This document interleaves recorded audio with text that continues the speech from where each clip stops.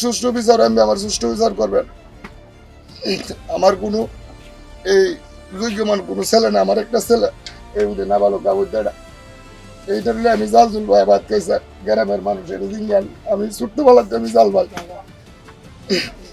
এছাড়া আমার আর কোনো কথা আমি কোয়ার মতন শক্তি নাই স্যার। রিপন পিতা রাশিদ মিয়া রিপন আসলে করে কি? ইয়াবা বেছে আর ইয়াবা কাও একটা চার দোকান একটা নাটক করে সেটা একটা মার্কেট একটা দোকান দিছে, এটা একটা উচিল্লা মানে সব কিছু এটার মূল। আর এরা টাকা টোকা দেয়া হেলাল মিয়া এই টাকা ভাড়া বেশি করে তুই ব্যবসা কর, আমরা ব্যবসাতে জড়িত, আমরা কিছু বাঘ দিস আর তুইও এটা নিস। এরা আমরা দেশের ফুলাফুরি এই মানুষেরা খাওয়ায় শিয়া সেইরা কিছু কিছু ফুলাফুরি অজ্ঞান মা হলো খুব অত্যাচার করে টাকা টোকার লাগিয়া এইটা ব্যবসা করে। আর এটার মূল ঘটনা হলো বাচ্চুর মতো এলালে টিয়া দিয়ে সেটা এরা হেল্প করতেছে। মিলন মিয়া কি করে? মিলন তো রাশিদ মিয়া পুত্র। জি মিলন মিয়া সিলেটে ইয়াবা আইনা এর কাছে বাইরের কাছে দিলে এরা ব্যবসা সবই বাদ নিয়ে মানে ওইখান থেকে চালান করে। এলাকাবাসী বা স্থানীয়রা এই ব্যাপারে কোনো ব্যাপারে যা আছে সবাই জানে, যারা আছে গ্রামের মানুষ আছে, বর্মানপুর আছে, মানে এমন কোনো মানুষ নাই এর ব্যাপারে যে জানে না।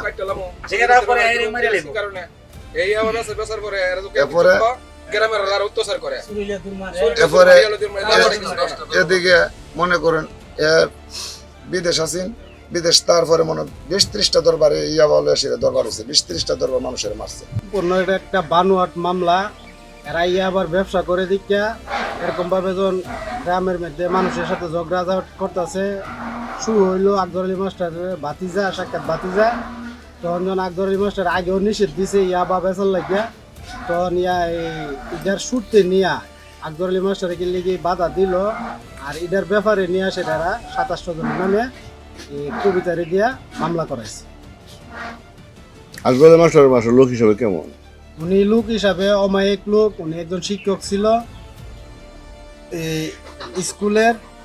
তখন উনি যে কোনো ব্যাপারে গ্রামের সর্দারি করে এবং থানা পর্যায়ে যদি দাওয়াত পড়ে ইউনিয়ন ওয়ার্ডের মধ্যে এই আকবর আলী মাস্টারের দাওয়াতটা পড়ে, গ্রামের আর কেউ পড়ে না। আর এমনি 5 গ্রামে পড়লেও 1 নম্বরে আকবর আলী মাস্টারই তাই। ওনার মতন তুলনা ভালো লোক আমাদের গ্রামে আর দ্বিতীয় জন্ম হইব না। ওনার মতন এত ভালো। উনি কি কোনো রাজনীতির সাথে জড়িত আছিল? উনি কোনো রাজনীতির সাথে জড়িত নাই। আর যারা মামলাটা করছে সাবে এই মুমেন, উনি হইল আওয়ামী লীগের সেক্রেটারি। উনি মানে আওয়ামী লীগের সেক্রেটারি হওয়া থেকে উনি আগে চিকো এরকমভাবে আবার ব্যবসা চালায়া যাইত এরারে দিয়া। মানে উনি মাঠে আইসে না, উনি আজকাল থেকে মদত দিত, মদত দিয়া ইয়াবার ব্যবসা গ্রামে আগে আমাদের গ্রামে আজকের থেকে 2 বছর আগে গ্রামে ছিল না।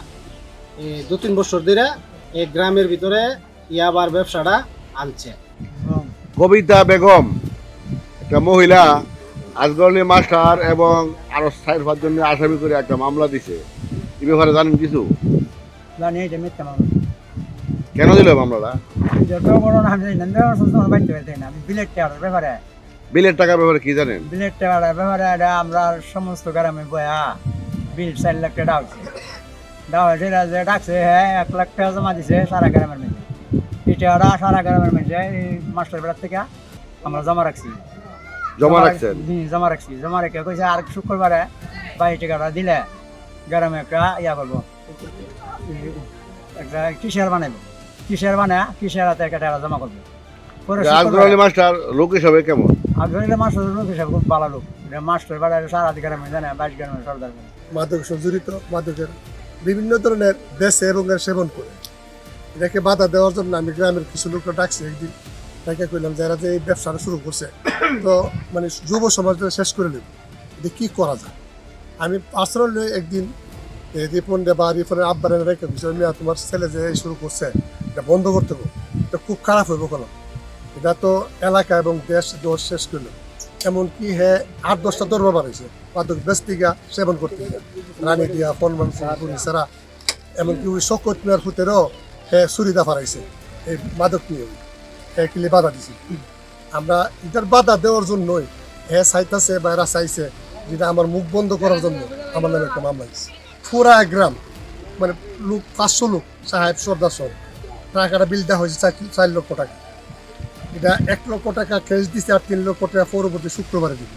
টাকাটা করছে যে আমার কাছে জমাতে হোক, আগামী মিটিংয়ে আমরা একটা কমিটি করুম, কমিটি করে একজন কেসিয়া সিদ্ধান্ত করুম, সিদ্ধান্ত করার পরে আপনার টাকা কমিটির কাছে দিয়ে দিবে, তাহলে কথা কেসিয়ারের কাছে হচ্ছে দিয়ে দিবে। টাকাটা আপাতত আপনার কাছে আপনার সালিশর হিসাবে মুরব্বী হিসাবে আপনার জমা আছে, জমা আছে, এই কথাটা সত্য। টাকাটা আমার কাছে আছে।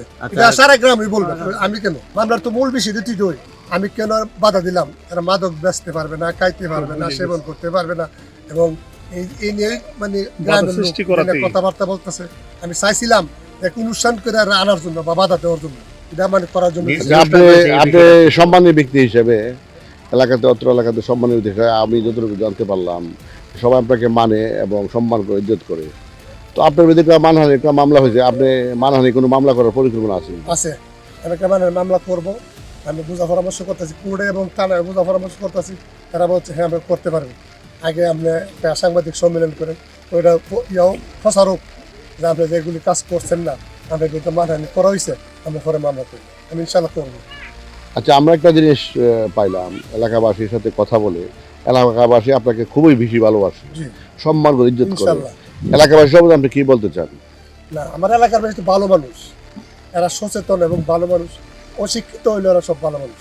কিন্তু এই যে একটা কুসংস্কার ইয়াবা নিয়ে একটা কথা শুরু হয়েছে, এটা তো হন আর মানুষ ভালো থাকতে পারতেছে না, তাহেও না।